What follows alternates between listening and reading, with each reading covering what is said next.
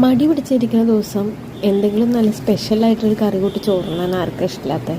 അപ്പോൾ ഇത് അവിടെ ഒരു വഴുതനങ്ങ എടുത്തിട്ടുണ്ട്. ആ വഴുതനങ്ങ നമുക്കിഷ്ടമുള്ള വലുപ്പത്തിൽ കട്ട് ചെയ്തെടുക്കുകയാണ്. അപ്പോൾ ഇതിങ്ങനെ കട്ട് ചെയ്തെടുത്തിട്ട് ഒരു സ്പെഷ്യൽ റെസിപ്പി കേട്ടോ. ഇതുപോലെ കട്ട് ചെയ്തെടുക്കുക.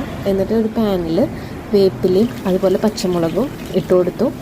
അതുപോലെ അതിൻ്റെ കൂടെ ഈ വഴുതനങ്ങ അങ്ങനെ തന്നെ ഇട്ട് കൊടുക്കുകയാണ്. അത് ജസ്റ്റ് ഒന്ന് ഫ്രൈ ചെയ്തെടുക്കുകയാണ് ഉദ്ദേശിക്കുന്നത്.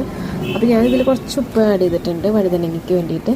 പിന്നെ അത് ഫ്രൈ ചെയ്ത് കഴിഞ്ഞാൽ അത് മാറ്റി വെച്ചിട്ട് അതിലൊരു സബോള ഇട്ടിട്ട് ഇതേപോലെ വഴറ്റിയെടുക്കുക. വഴണ്ട് വരുമ്പോൾ പൊടികളായിട്ടുള്ള മഞ്ഞൾപ്പൊടിയും മുളക് പൊടിയും ഒക്കെ ഇടുക. പിന്നെ നമ്മൾ ഈ തക്കാളിയുടെ പ്യൂരിയും കൂടെ ഒഴിക്കുന്നുണ്ട്. എല്ലാം കൂടെ ആയിട്ട് പാകത്തിന് വെള്ളം ഒഴിച്ചിട്ട് ഈ വഴുതനങ്ങ അതിൽ ജസ്റ്റ് ഒന്ന് ഇട്ട് കൊടുക്കുക. അപ്പോൾ നല്ലപോലെ കുഴമ്പ് പരുവം പോലെ നമുക്കിത് കിട്ടും. എൻ്റെ അമ്മയും അടിപൊളി ടേസ്റ്റാണ്. ഞാൻ ആദ്യമായിട്ടാണ് ഇത് വെക്കുന്നത്. അപ്പോൾ ഞാനതിൽ കുറച്ച് ഗരം മസാലയും കൂടെ തൂക്കി കൊടുത്തു. സൂപ്പർ ടേസ്റ്റാണ്. എല്ലാവരും ഒന്ന് ട്രൈ ചെയ്ത് നോക്കൂ കേട്ടോ. അപ്പോൾ ഓക്കെ, ബൈ.